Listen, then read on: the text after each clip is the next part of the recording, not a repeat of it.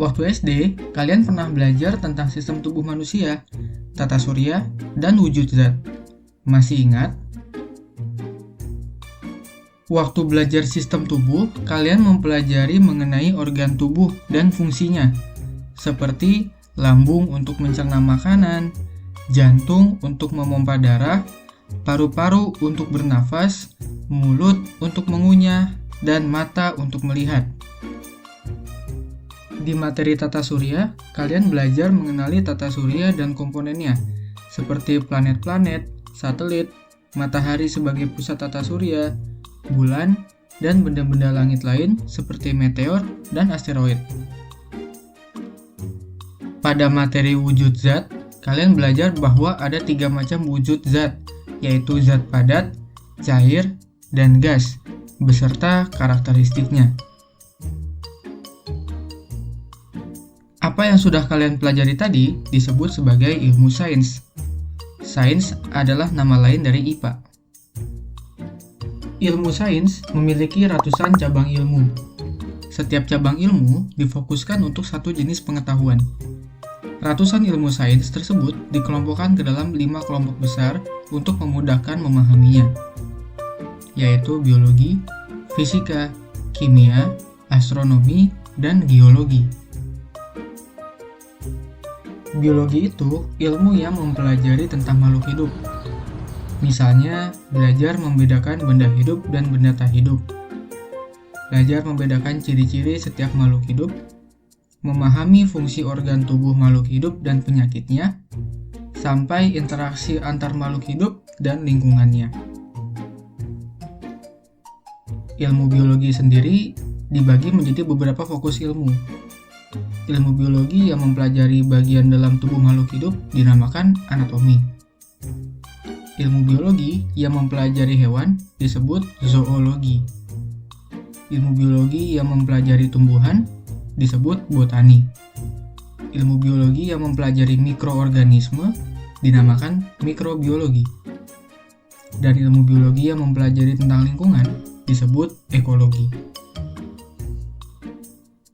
Fisika mempelajari tentang fenomena alam yang terjadi dan penyebabnya.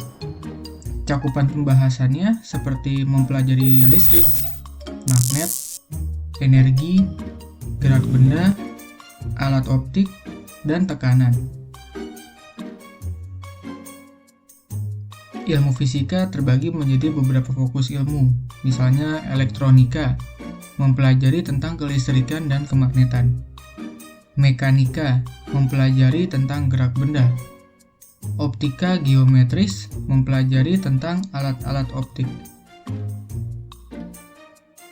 Nah, kalau kimia, mempelajari tentang zat-zat penyusun sebuah benda hidup dan mati, termasuk mempelajari sifat-sifatnya dan cara zat tersebut berinteraksi ketika digabungkan atau diubah untuk membentuk zat baru.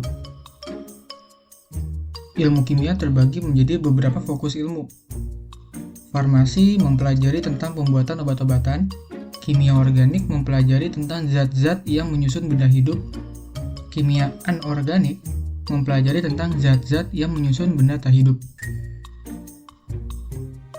Astronomi mempelajari tentang luar angkasa, termasuk di dalamnya adalah tata surya, planet-planet, bintang, satelit, dan benda-benda langit seperti asteroid dan meteorit.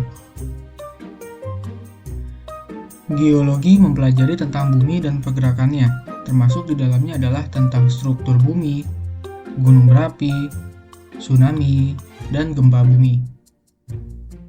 Seseorang yang mendalami suatu cabang ilmu pengetahuan dan menerapkannya untuk kebermanfaatan masyarakat lain disebut sebagai ilmuwan. Kamu pasti mengenal ilmuwan seperti Albert Einstein, Thomas Alva Edison, Nikola Tesla, dan Alexander Graham Bell. Mereka adalah ilmuwan-ilmuwan fisika yang telah banyak berperan bagi masyarakat.